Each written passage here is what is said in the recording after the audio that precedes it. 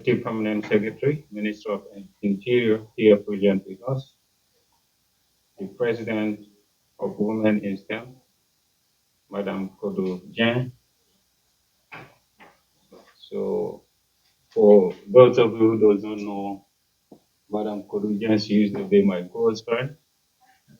Since grade middle school to senior secondary school, we are classmates. So we've been studying together, working hard, and today this is the results that has paid off. So the student next sitting next to her, I'm sure she liked her school, that's why she's sitting next to her former school. So she's a role model for all of you.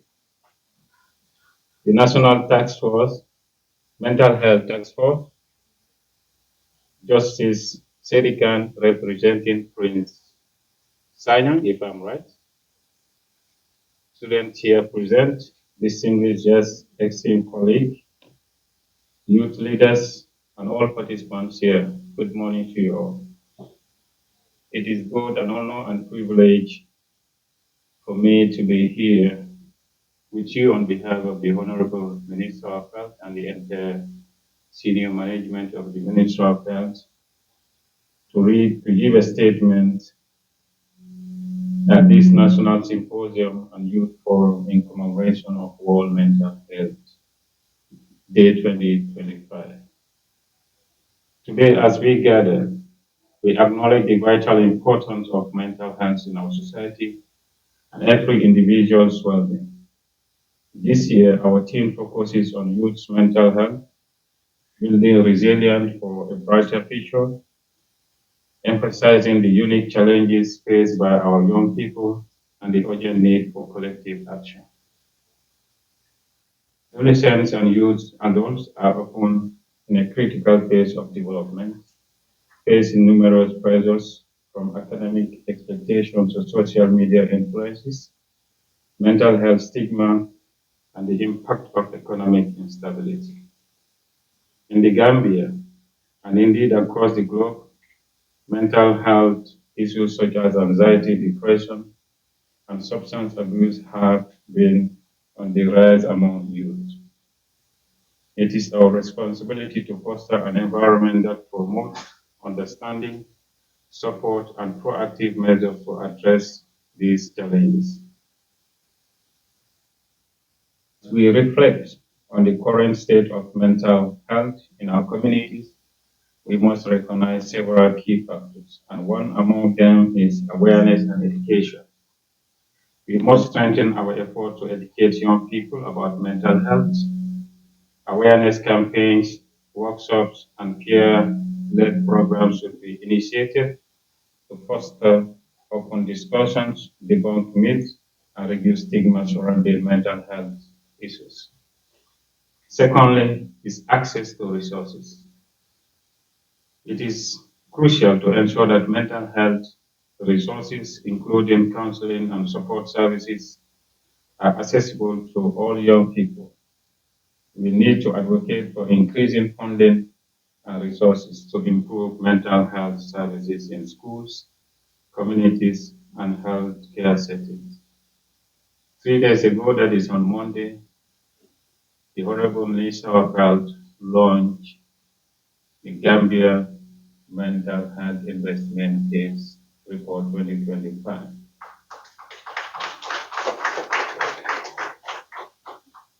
And in that report, it indicates that 12% of our population live with a mental health condition. And the resources needed will cost us almost $765.6 million annually. So it's a huge investment and it's a collective responsibility for all of us, regardless where we are, to make sure that we play our role as expected for us to make sure that these mental health issues affecting our own people is being addressed. Thirdly, empowerment and participation. We must empower our youth to take charge of their mental health by involving them in decision-making processes that affect their well-being. Young people should be given platform to voice their concerns, contribute to solutions, and become advocates for mental health in their communities. Fourth is building resilience, and in that we should focus on building resilience among young people by equipping them with coping mechanisms and life skills. Programs that teach emotional intelligence, problem solving, and stress management can significantly impact their ability to navigate life challenges. Finally, collaboration and partnership. In addressing mental health require a multi-sectoral approach. We need collaboration between government departments, non-governmental organizations, educational institutions, and community groups to create comprehensive strategies that effectively address the mental health needs of our young people. As we move forward from today's symposium and youth forum, let us commit to create a culture of empathy, support, and understanding regarding mental health.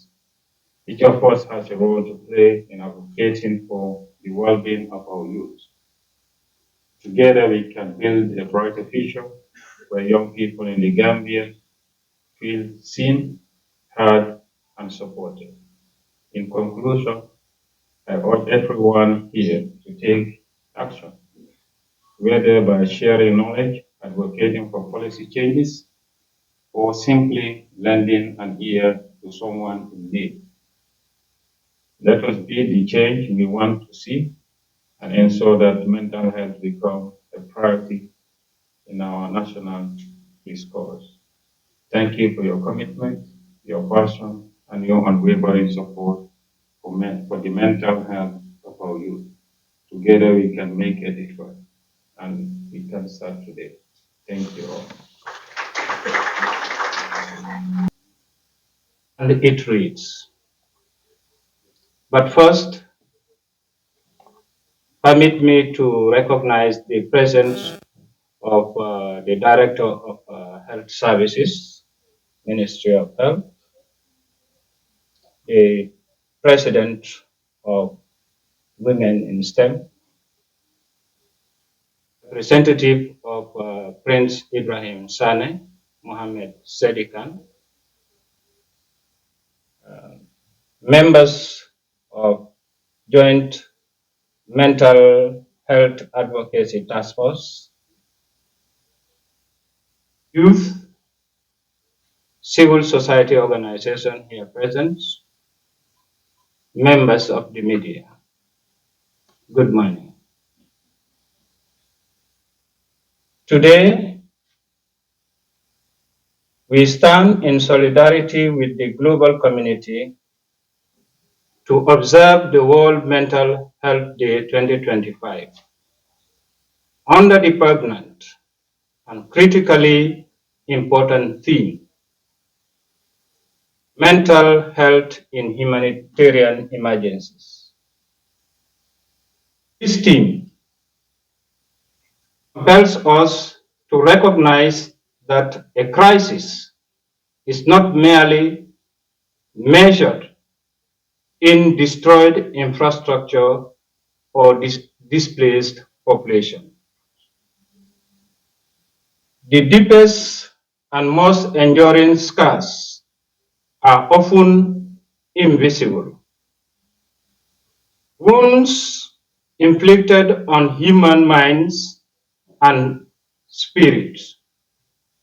When disaster strikes, whether through flood, conflict, drought, or silent epidemics of substance abuse, the psychological trauma can last a lifetime, long after the physical emergency has passed. In the Gambia, we are not immune.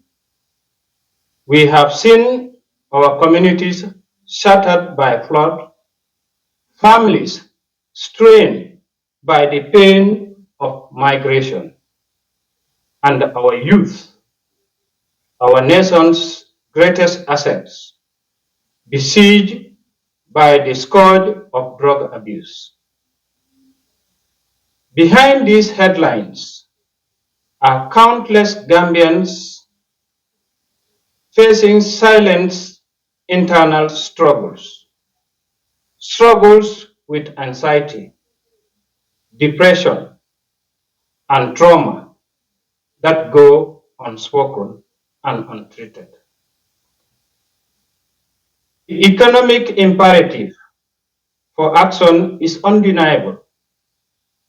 The recent Mental Health Investment Case Report 2025 delivers a stark warning. Our country loses an estimate of $768 million yearly due to mental health conditions. This is not just a line in a budget. It is a drain on our productivity.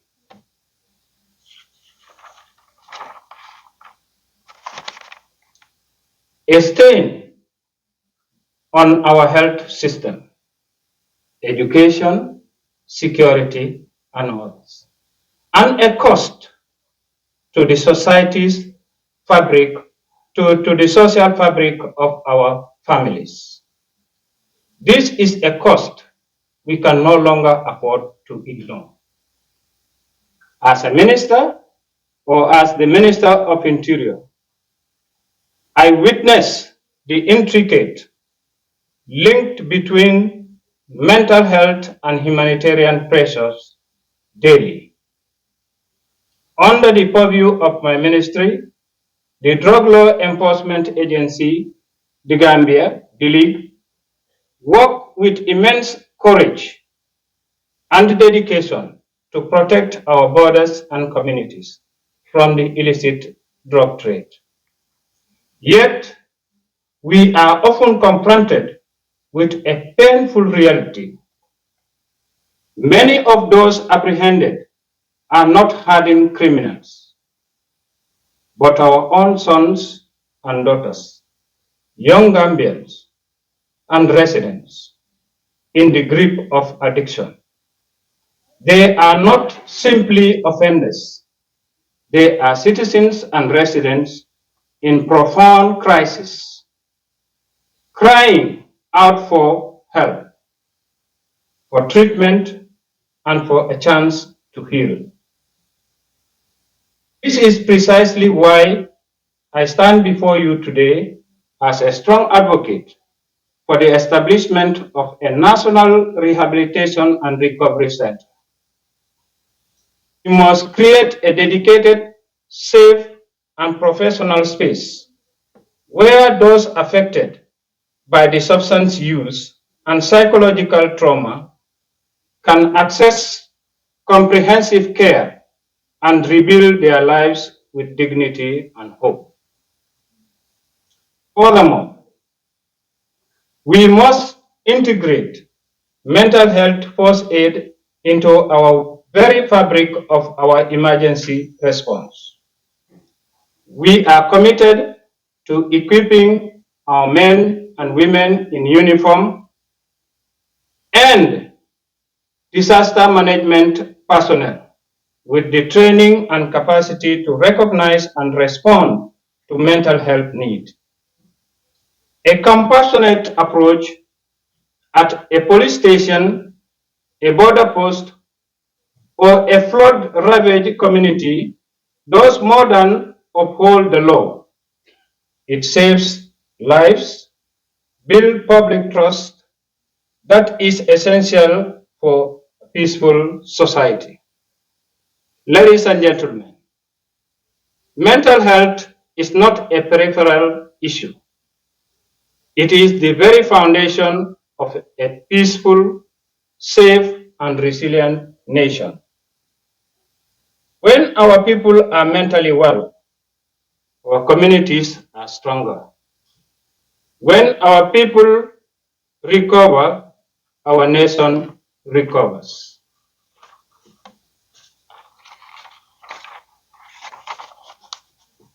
As we commemorate this important day, let us reaffirm our collective responsibility.